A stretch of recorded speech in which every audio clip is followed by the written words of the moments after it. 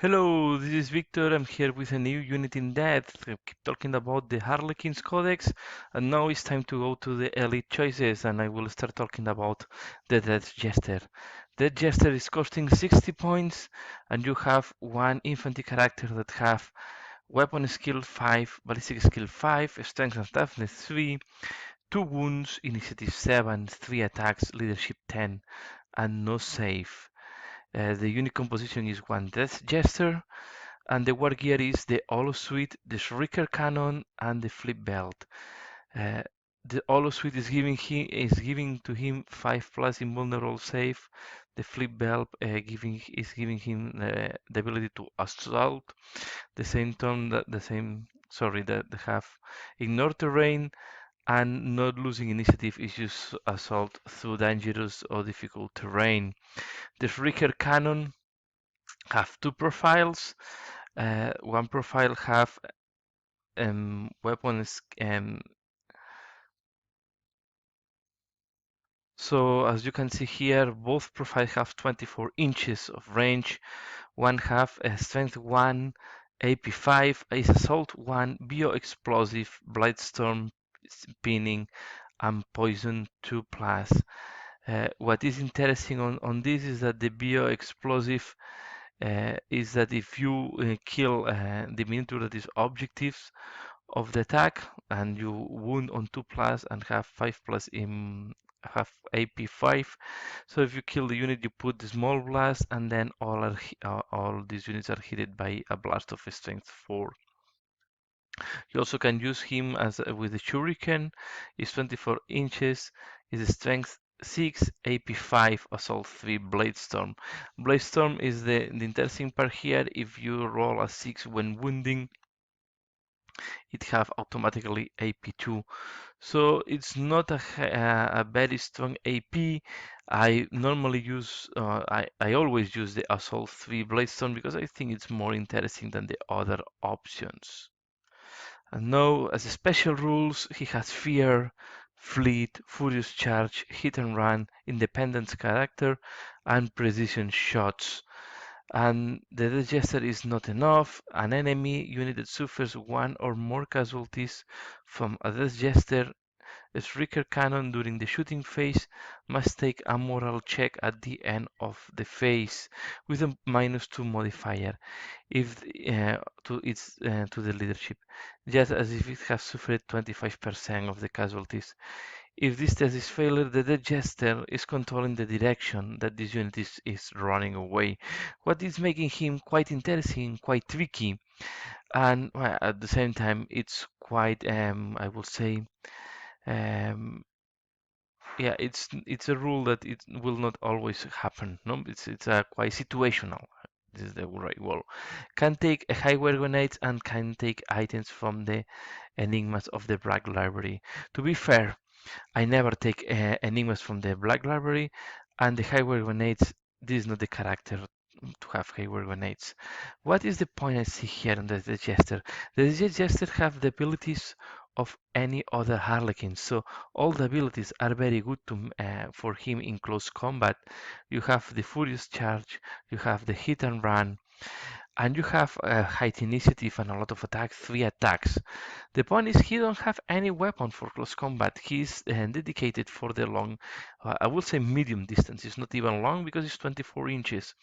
So how I see him is the heavy support for the troops. Normally, as I use the formation that is the Vengeance of Tegorath, that you are obliged to take 3 of them, I put one of them in each of my troops. Why I do that is because he's protected from the shooting of the enemies, because at the end is just 2 wounds, toughness 3, 5+ invulnerable save character, but it's quite easy to kill. So you can increase the durability of the character, putting him inside of a vehicle or inside of another unit. In that way, he can yeah he's can avoid the shooting. You want to use him more on the flanks, where you can scare your enemies with the ability of making them run out of the battlefield. Because normally, if another unit is approaching you in the flank and is failing the leadership test, even if it's a Space Marine, you can make them run out of the battlefield. Of course, this will not work if you play against demons that are fearless against shooting, or if you play against Tyranids or any fearless unit. But against Space Marines and against a lot of the units, this can be useful. And the -2 to the leadership, it's making him quite interesting because now the Space Marines are doing leadership with leadership 7 or 6, what can make them more vulnerable to this leadership test. Apart of that, don't expect great things from this guy. Is just a guy that have 3 shots of strength 6 AP5. The strength 6 also can be used against light vehicles. You will not do damage, you can just scratch one, you can expect to scratch one hull point maximum. So because the strength is not even that high, 6 is not that high. So it's a character, it's not that expensive, 60 points. I will take them 60 points, not any other upgrade. Put him inside of a unit, inside of a vehicle, where he is not an easy target, or try to hide him until he have a good target. It's going to be one shooting. You will have one or two good shootings during the battle, and after that, or it's going to be in close combat, or it's going to be dead. Don't expect more from this guy. So this is a 2 rounds of shooting maximum. 1 round is what you should go for.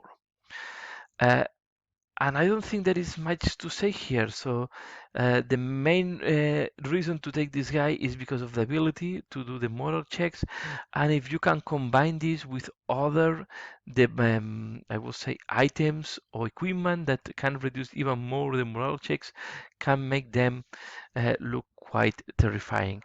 Be aware that these 3 shoots of a strength 6 AP5 with the Blade Storm, so it can happen that you don't do any wound to the enemies. Uh, Use it to enemies that have light armor, or use it against maximum Space Marines. I will not recommend to use him against Terminators unless you are very desperate or you are just trying to gambit to see if you are lucky with that shoot and you can cause the wound that make them run out of the battlefield. And I will say that's all. It's an enemy, just a supporting character that I normally, how I use him is put him as the heavy weapon option inside of the troops. Is how I see him. Is a heavy weapon option inside of the troops. And when the troops are assaulting into the close combat, normally I separate him from the unit to see if he can keep giving some supporting fire to other parts of the battlefield. Normally, when you arrive to this stage, you have to expect that the troops will finish the work. If they don't finish the work and this guy is alone after that, he will die quite easily. As I repeat again, he's toughness 3 with 5 plus invulnerable save.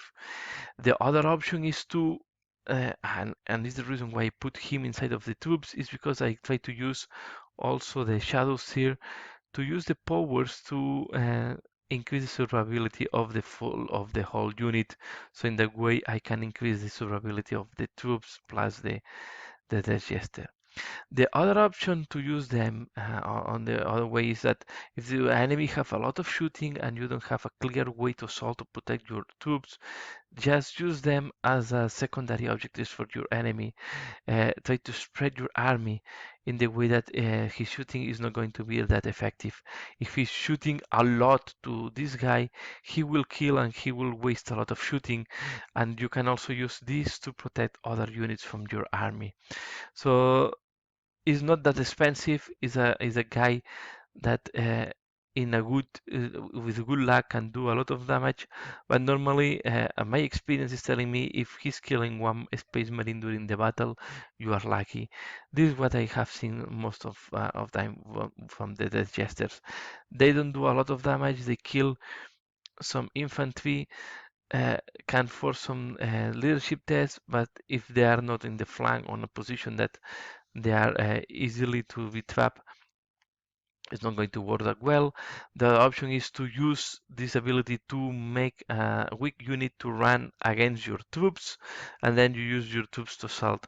So just you have the main point is try to use the death is not enough ability to make the positioning of your enemy worse. Try to put your enemy out of position. I will say this is the best way.